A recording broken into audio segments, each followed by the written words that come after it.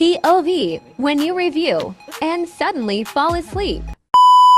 ពុកម៉ែបងប្អូនទាំងអស់គ្នាហុងឈីក៏យាចូលស្តុកវិញហើយអញ្ចឹងកាមុនគឺស្តុករបស់យើងគឺ10កៅអីអញ្ចឹងឥឡូវនេះចង់ទៅមើលទាំងអស់គ្នាថាប្រហែលកៅអីដែរអូបងបងទាំងអស់គ្នាមើលគ្រាន់តែឃើញចដាខ្ញុំមានអារម្មណ៍ថាខ្ញុំដើរចូលយន្តហោះអញ្ចឹងនេះវ៉ាវបងបងទាំងអស់គ្នាចូលមកប្រណិតខ្លាំងមែនតើដូចយន្តហោះ business ខ្លាំងអញ្ចឹងនេះ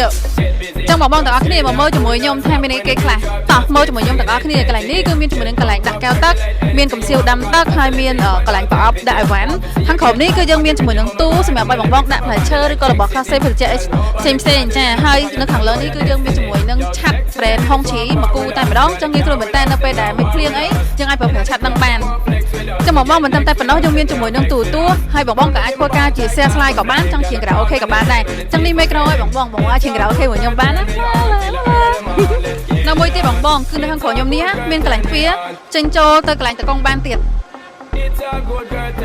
ចឹងបងបងខាងមុខនេះគឺយើងមានកន្លែងតុកធ្វើការពីរកន្លែងនេះគឺតុកធំហើយនោះគឺតុកទូចហើយមួយទៀតគឺយើងមានកន្លែងដាក់កែវទឹកពីរហើយនេះគឺប្រអប់ដាក់កណ្ដាលដែរបងបងចឹងបងបងកន្លែងនេះគឺជា option សម្រាប់ក្នុងការប្រើប្រាស់វិជា option LAN ក៏ដូចជាប្រើប្រាស់នៅក្នុងទូរទស្សន៍ផងដែរចឹងតោះឥឡូវខ្ញុំទៅអង្គុយកៅអីខាងក្រោយគេបងអស់ឲ្យបងបងមើលកៅអីនេះចង់អង្គុយក៏បានចង់គេងក៏បាន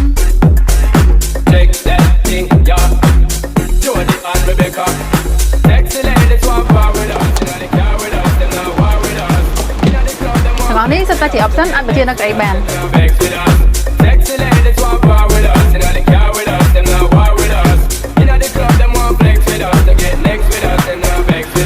ចឹងបងបងរថយន្តនេះគឺជាប្រភេទ12កៅអីហើយយើងនៅមានច្រើនជម្រើសទៀតអញ្ចឹងបងបងចង់បានប្រមាណកៅអីដែរ